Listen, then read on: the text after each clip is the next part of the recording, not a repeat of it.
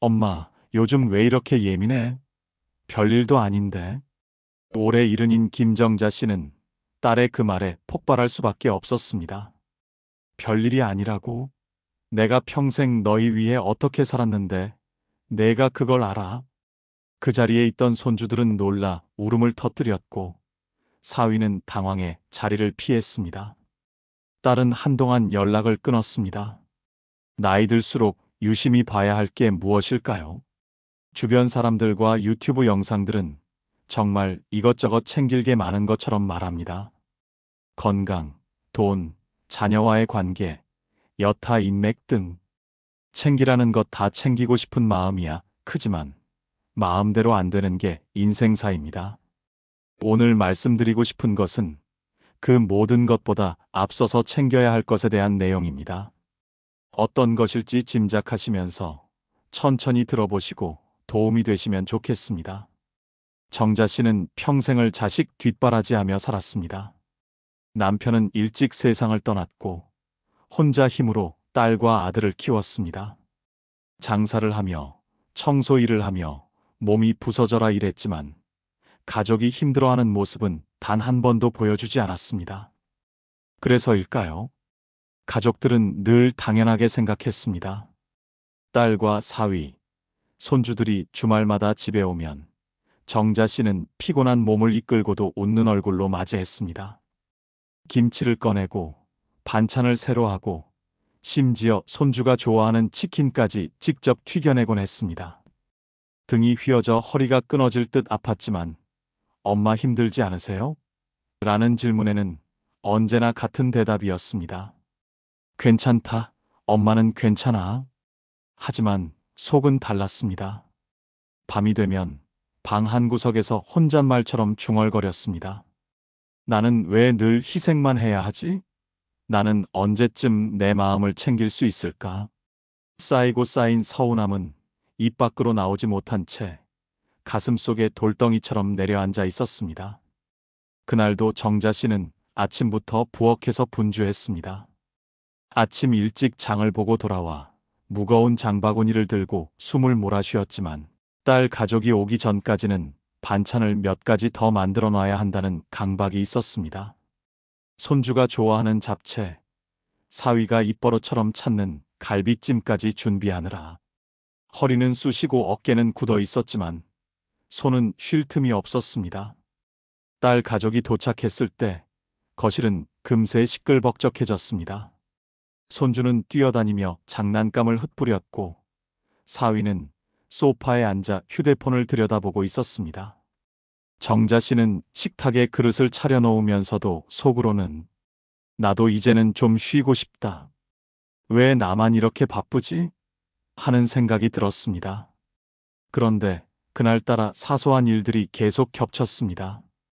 손주가 뛰다가 물컵을 엎질렀고 사위는 애들 원래 그래요라며 대수롭지 않게 넘겼습니다. 딸은 부엌으로 들어와 엄마 김치 좀 더 없어요? 하며 냉장고를 열었습니다. 정자 씨는 피곤한 얼굴로 조용히 대답했습니다. 거기 있는 걸로 그냥 먹어라. 내가 허리가 너무 아프다. 순간 딸은 엄마의 말투가 평소보다 날카롭게 들렸습니다. 평소에는 늘 괜찮다며 웃던 엄마였기에 딸의 눈에는 오늘따라 엄마가 유난히 예민해 보였습니다. 그래서 무심코 내뱉은 겁니다. 엄마, 요즘 왜 이렇게 예민해? 별일도 아닌데. 여러분도 이런 말 들어본 적 있으신가요? 아무개 씨, 평소엔 아무렇지도 않더니 오늘은 왜 그래? 그 말을 들었을 때의 마음은 어떠셨나요? 평생 속으로 몇 번이나 이런 말을 해보셨습니까? 괜찮지 않은데 괜찮다. 속은 무너져 내리는데 억지로 웃으며 넘어간 적, 마음이 깊이 상했는데도 괜찮습니다 하고 삼켜버린 적. 삶을 살다 보면 여러 가지 상황에 부딪혀 마음이 상하는 일이 생깁니다. 어떤 일을 하든지 일 자체가 힘든 것보다 사람들과의 갈등으로 마음이 힘들어지고 감정이 상하는 것이 진짜 나를 힘들게 하지요. 그렇다고 그 자리에서 화를 낼 수도 없고 그냥 참고 넘어가야 할 때가 얼마나 많습니까? 그러다 보면 그렇게 대해도 되는 줄 알고 상대방은 조금씩 더 선을 넘어오기도 하고요. 좋은 게 좋은 거지 하고 넘어가다가 내가 무너진 경험이 얼마나 많으십니까? 올해 73을 맞은 박경자 씨는 늘 주변에서 참다 참다 뒤늦게 터뜨리는 사람이라는 말을 들었습니다. 평소엔 늘 괜찮다며 웃어넘기지만 집에 돌아와서는 베개를 끌어안고 울곤 했습니다. 누군가 무심코 던진 말 한마디, 가족이 건넨 농담 한 줄에 마음이 무너졌기 때문입니다. 겉으론 멀쩡하지만 속은 쓸쓸하게 무너지는 경험, 아마 여러분도 수도 없이 해보셨을 겁니다. 행복한 노후, 불행하지 않는 삶을 살기 위해 유튜브 영상에서 말하는 걸 들어보면 정말 열심히 사시는 분들이 많습니다. 건강도 챙겨보고 재정적으로도 부족하지 않게 자식들에게 짐되지 않기 위해 열심히 준비해보고 사람들과도 부지런히 관계 맺으려고 노력합니다. 그렇게 애써 살아가는데도 이상하게도 나의 마음은 공허하고 지나가듯 가볍게 이야기하는 농담에도 내 자존심이 무너지는 것 같고 차라리 혼자 지내는 것이 낫겠다 생각하면서도 이내 외롭고 쓸쓸한 마음에 눈물 흘린 밤이 얼마나 많으신가요? 이제는 나를 먼저 챙겨야 합니다.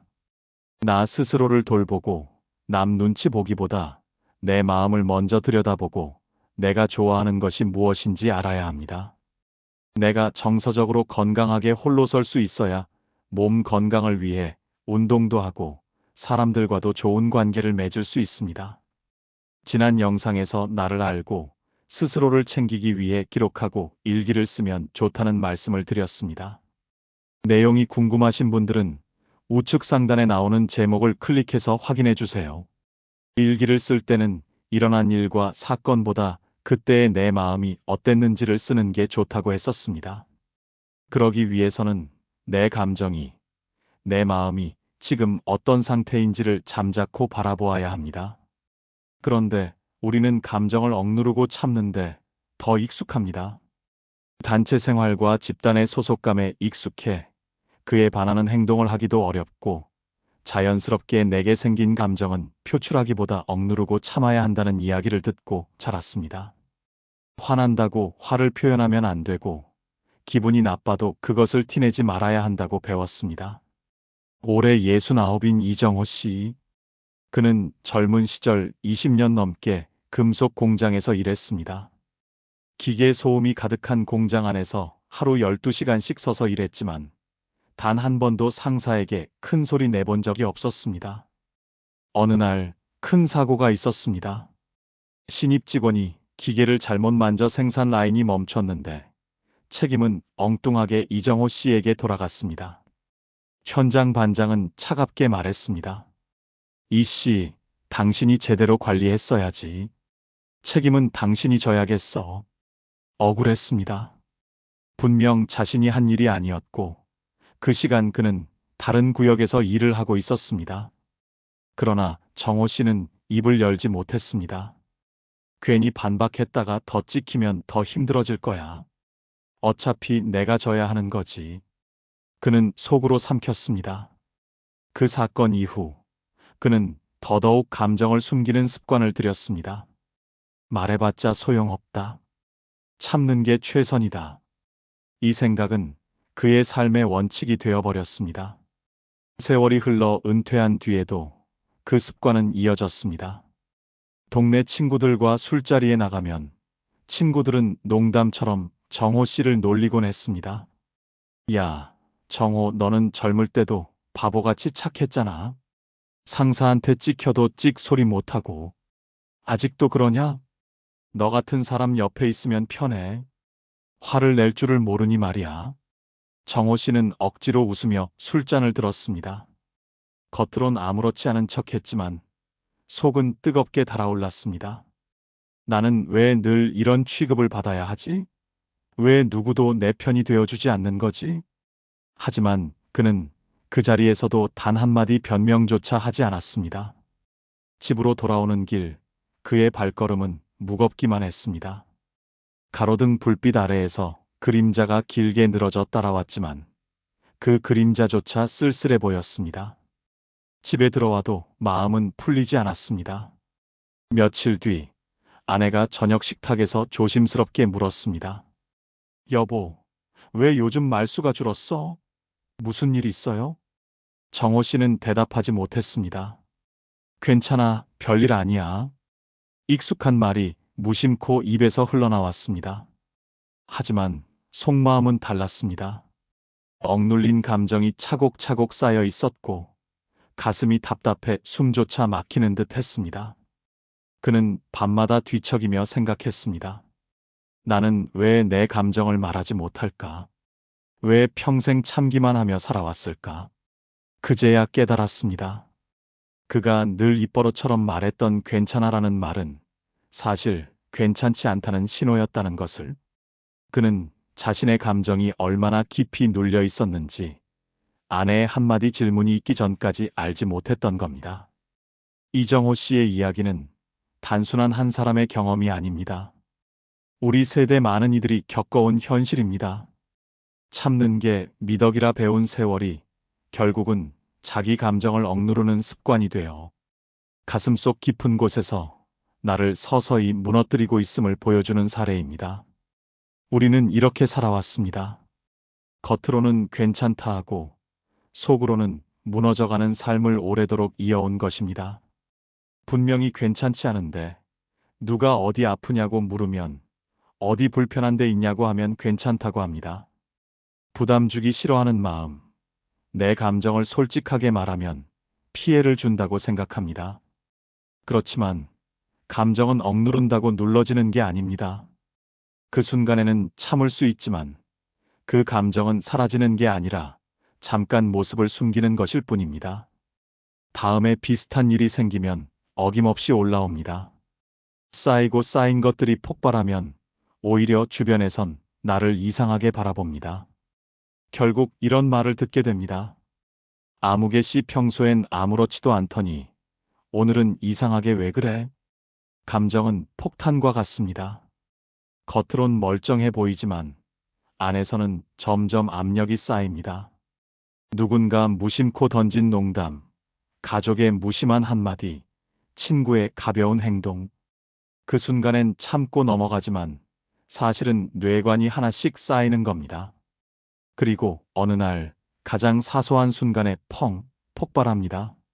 문제는 그 폭발이 내 마음만 무너뜨리는 게 아니라 가장 소중한 사람과의 관계까지 무너뜨린다는 사실입니다. 평소에 나의 감정을 잘 들여다보는 사람들은, 스스로 올라오는 감정들을 잘 관찰하는 사람들은 감정이 쌓여 폭발하기 전에 잘 해소시키는 사람들입니다. 결국 이 사람들은 내 마음의 건강을 지혜롭게 지키면서 다른 사람들과의 관계도 건강하게 맺을 수 있는 선순환이 이어집니다. 무엇보다 나의 마음을 매일같이 들여다보아야 하는 이유입니다. 올해 66인 김순애 씨. 결혼 생활 내내 가족을 먼저 챙기느라 본인의 감정은 늘 뒷전이었습니다. 괜찮다, 괜찮다. 입에 붙어버린 말이었습니다. 그러다 친구의 권유로 작은 일기장을 사서 하루하루 감정을 적기 시작했습니다. 오늘은 남편의 무심한 말에 서운했다. 나는 피곤했다.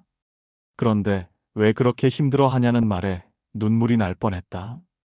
글자로 옮겨진 순간 감정이 눈앞에 드러났습니다. 마치 제3자의 시선으로 자기 자신을 바라보는 것 같았고 마음은 한결 가벼워졌습니다. 순애 씨는 말합니다. 일기를 쓰고 나니 내가 내 마음을 지켜줘야 한다는 걸 알게 됐어요. 이제는 억누르지 않고 솔직하게 적습니다. 그러면 정말 마음이 편해져요. 나와 대화하는 순간만큼은 감정에 솔직해지는 연습을 해봅시다. 감정을 잘 해소하려면 올라오는 감정을 억누르지 말고 그대로 느껴주어야 합니다. 누가 기분 나쁜 말을 했으면 그래, 내가 잘못한 거지라고 생각할 필요가 없습니다. 내 마음의 주인은 나 자신입니다. 무슨 이유가 됐건 기분 나쁜 건 기분 나쁜 것이라고 스스로를 달래주고 나의 편이 되어 주어야 합니다. 어떤 감정이 올라오든 그럴 수 있다고 허용하고 그 감정과 함께 해주어야 합니다. 그 사람이 나에게 그렇게 말했던 게 생각나서 힘들 수 있습니다. 때로는 눈물이 하염없이 흐를 수도 있습니다. 괜찮습니다. 그렇게 한참 내 마음을 돌아보다 보면 어느새 나를 힘들게 하던 그 감정은 지나갑니다. 꾹꾹 눌러서 없앤다고 없어지지 않습니다. 그러면 언젠가는 다시 튀어나옵니다. 그러나 나를 통과해 지나간 감정은 내 안에 쌓여서 굳지 않습니다. 올라오는 감정을 일기로 적어보면 좋습니다. 눈에 보이는 글자로 감정을 한자 한자 적다 보면, 그렇게 글씨를 적어서 꺼내보면 그것 자체로도 감정이 해소되는 효과가 있습니다. 감정을 제3자의 시선으로 바라볼 수 있게 됩니다. 내가 불안했구나, 두려웠구나, 혹은 화가 났구나 라고 인지하는 것 자체로도 그 감정이 누그러드는 것을 느낄 수 있습니다. 감정이 올라올 때마다 실천해보면 분명히 달라짐을 느낄 수 있습니다. 감정을 억누르는 것보다 솔직히 인정하고 구체적으로 말했을 때 두 사람 사이는 더 가까워졌습니다. 서운함이 쌓여 폭발하기 전에 작은 사실들을 따뜻한 말로 꺼내놓는 연습, 그것이 관계를 단단하게 만든다는 걸 그날 두 사람은 함께 배웠습니다. 내 마음 안에서는 어떤 것도 용납해 주어야 합니다. 내가 이런 나쁜 마음을 가지다니, 이러면 안 되라고 하면 안 됩니다. 누군가가 죽도록 밉다면 그걸 부정하지 말고 인정하고 적어보면 좋습니다. 그래야 합니다. 내 마음 속에서 처리된 감정은 바깥으로 나오지 않습니다. 오히려 감정이 처리되고 나면 그 사람에 대한 감정이 많이 누그러져 더 친절하게 대할 수 있습니다. 감정은 강물과 같습니다. 흘려보내면 맑아지지만 막아두면 썩습니다. 억눌린 감정은 썩은 물처럼 쌓여 결국 폭발하지만 흘려보낸 감정은 나를 괴롭히지 않습니다. 눈물이 나면 울어야 합니다. 화가 나면 인정해야 합니다. 나는 기분이 나쁘다. 나는 지금 속상하다. 이렇게 스스로에게 말해 주어야 합니다. 내 감정의 주인은 나 자신입니다. 남이 뭐라 하든 내 감정을 나 스스로 허용해야 합니다. 감정은 내 마음이 보내는 신호등입니다. 빨간불이 켜졌는데 무시하면 결국 사고가 나듯 서운함, 분노, 외로움 같은 감정은 지금 멈추고 나를 바라보라는 경고입니다. 72세 최영자 씨는 남편이 세상을 떠난 뒤 처음으로 울며 고백했습니다. 사실은 많이 서운했어. 하지만 당신을 사랑했어. 그녀는 후회했습니다. 살아있을 때 솔직히 말했더라면 우리 관계는 더 따뜻했을 텐데. 감정은 살아있을 때 흘려보내야 합니다. 그렇지 않으면 후회로 남습니다. 오늘부터 작은 연습을 시작해 보세요. 기분이 나쁘면 나는 속상하다고 스스로에게 말하기. 일기장에 솔직한 감정을 한 줄이라도 적기. 눈물이 날 땐 울어도 괜찮다고 허락하기. 내 감정을 들여다보는 이 작은 습관이 여러분의 마음을 지켜주고 관계를 회복시키며 노후를 행복하게 만들어줍니다. 내 감정의 주인은 남이 아니라 나 자신입니다. 오늘부터 그 마음의 목소리에 귀 기울여 보시길 바랍니다. 65세 박순자 씨는 늘 감정을 참았습니다. 그러다 친구의 권유로 작은 노트에 감정을 적기 시작했습니다. 오늘은 남편이 무심히 던진 말에 서운했다. 하지만 나는 그 감정을 이해한다. 나는 속상하다. 그래도 괜찮다.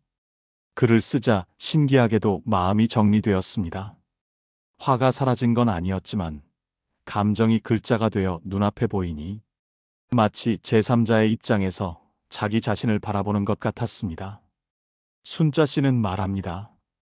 예전에는 내가 감정에 끌려다녔는데 이제는 내가 감정을 이끌어가는 기분이에요. 여러분, 감정은 단순한 기분 문제가 아닙니다. 억눌린 감정은 몸까지 병들게 합니다. 스트레스가 고혈압, 당뇨, 심장질환으로 이어진다는 말 많이 들으셨을 겁니다. 그 시작은 바로 괜찮다라는 거짓말입니다. 괜찮지 않은데 괜찮다고 말하는 순간 내 몸과 마음은 동시에 무너지고 있는 겁니다. 여러분, 한번 상상해 보십시오. 평생 동안 괜찮다라는 말로 감정을 눌러왔습니다. 그런데 죽음을 앞둔 마지막 순간, 내 마음속에 남아있는 것이 무엇일까요? 돈일까요? 건강일까요? 아니요. 억눌렀던 감정들이 그대로 남습니다.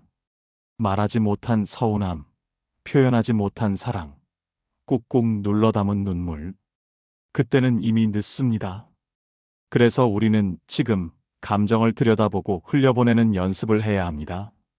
감정은 나의 진짜 얼굴입니다. 그 얼굴을 가면으로 가리지 마십시오. 가면은 결국 무너지고 진짜 얼굴만 상처 입습니다. 오늘부터는 내 감정을 그대로 인정해 주십시오. 나는 괜찮지 않다. 나는 외롭다. 나는 화가 났다. 그렇게 말하고 그렇게 기록하십시오. 그 순간부터 감정은 나를 병들게 하는 독이 아니라 나를 지켜주는 힘으로 바뀔 것입니다. 억눌린 감정은 돌처럼 굳어 우리를 짓누르지만 흘려보낸 감정은 강물처럼 흘러가 마음을 맑게 합니다. 눈물이 나면 울어도 괜찮습니다. 화가 나면 화났다고 말해도 괜찮습니다. 서운하다면 그 마음을 인정해도 괜찮습니다. 내 감정을 받아들이는 순간 나는 더 이상 약한 존재가 아니라 진짜 나로 살아가는 강한 존재가 됩니다. 오늘 내 감정의 주인은 바로 나 자신임을 기억하십시오. 평온한 하루 되세요. 감사합니다.